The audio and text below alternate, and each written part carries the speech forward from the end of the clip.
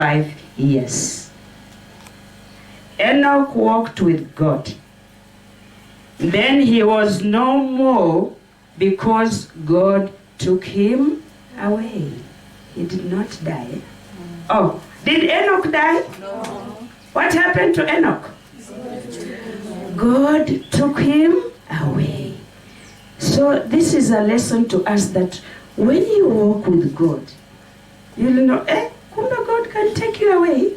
You'll not die. You see, these others we said, he had other sons and daughters all together. He lived these years, and then he died. But now Enoch is very unique. He did not die, but was taken away by God. Why?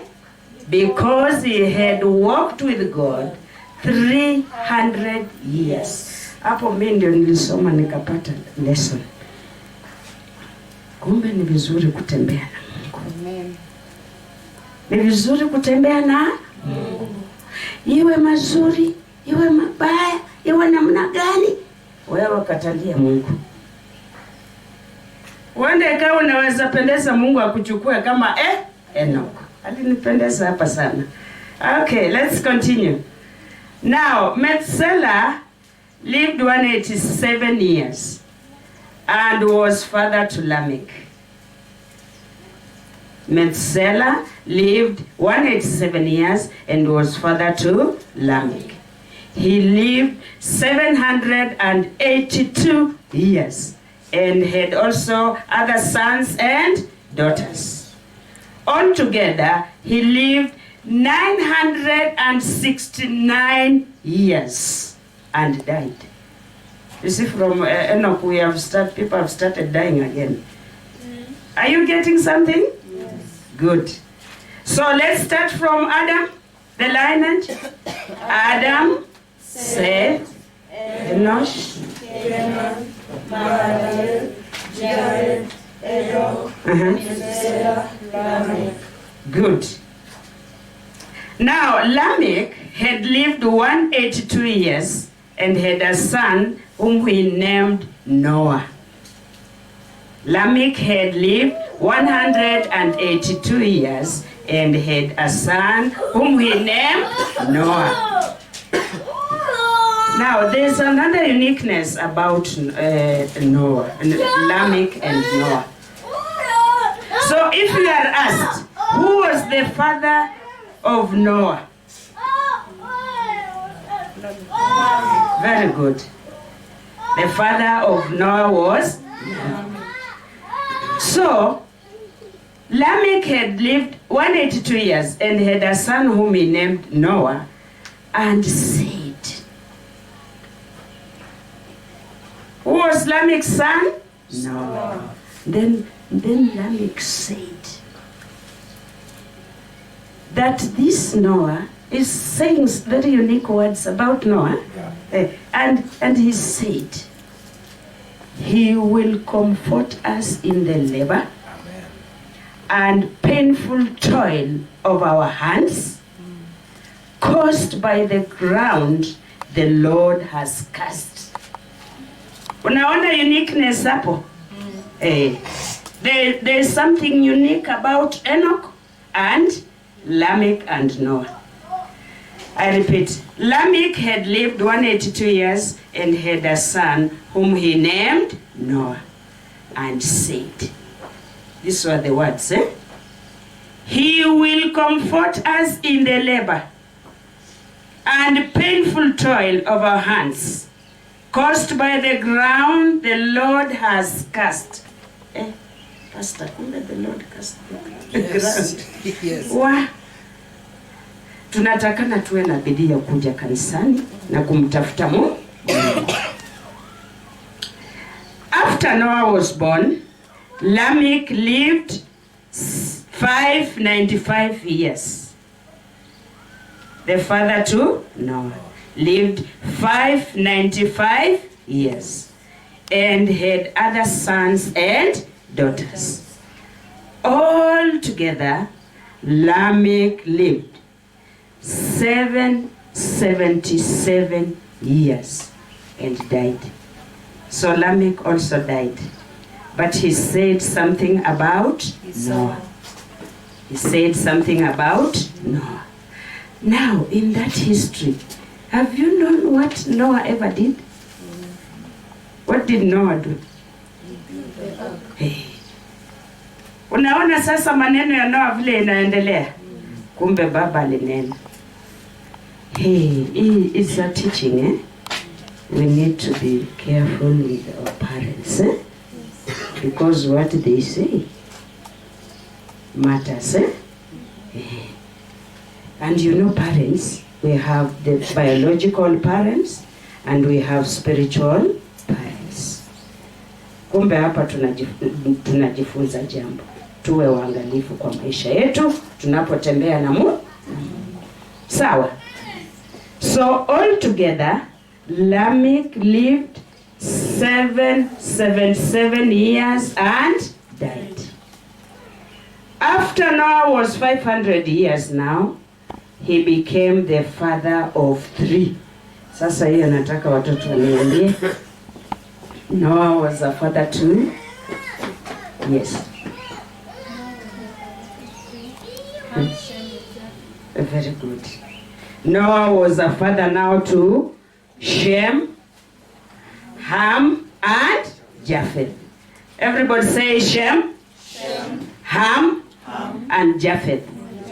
Now those were the children of who? Noah. I think I'm as brief as that, Pastor. I'm already done. Chapter 5 is gone. Okay, let's go back to our lineage. Adam, Seth, Enosh, Kenan, Mahalalel, Jared, Enoch, Methuselah, Lamech, Noah. I continue. Yes, chapter 6. Okay. How many are there in number? From Adam, how many? A total of? How many? What will I? From Adam?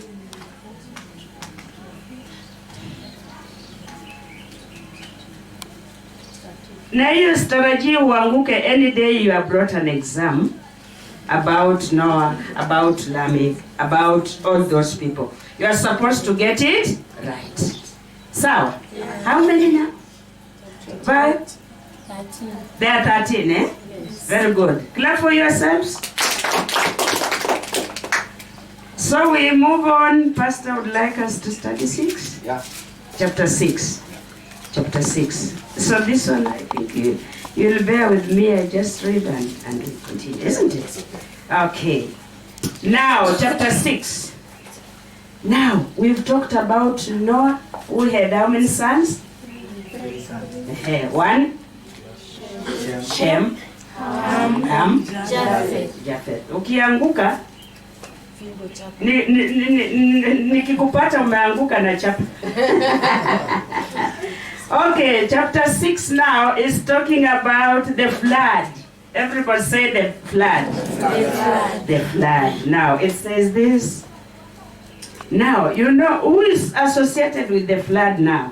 Noah. Now the story goes on, eh? Yes. Now we want to know more about that.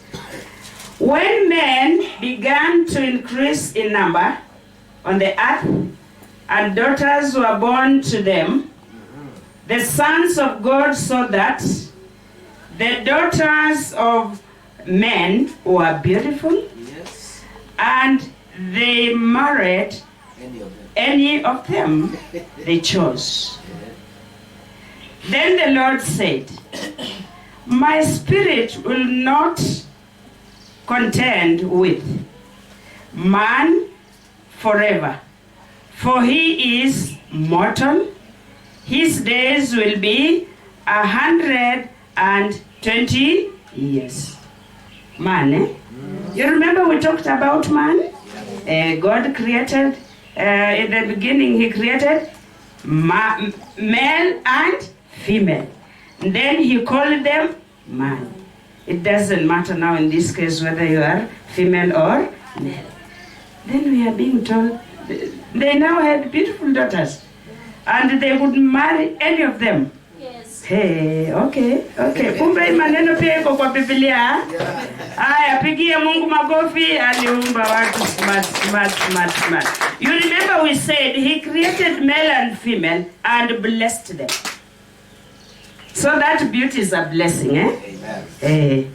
Aya. Then the Lord saw how great man's wickedness on the earth had become, and that every inclination of the thoughts of his heart was that he had made man on the earth, and his heart was filled with pain. Oh, mnapata hapo? He had just created this man, but the thoughts of man were filled with pain.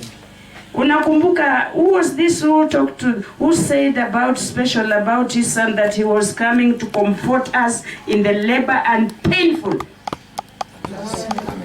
Alikuwa Lamek. Na Lamek ndiye alikuwa nani? Kumbe anakuja tena kutusaidia hapa. Wanadamu tumeumbwa, lakini kumbe we have there's that laboring on the ground that was cursed with God. Wow.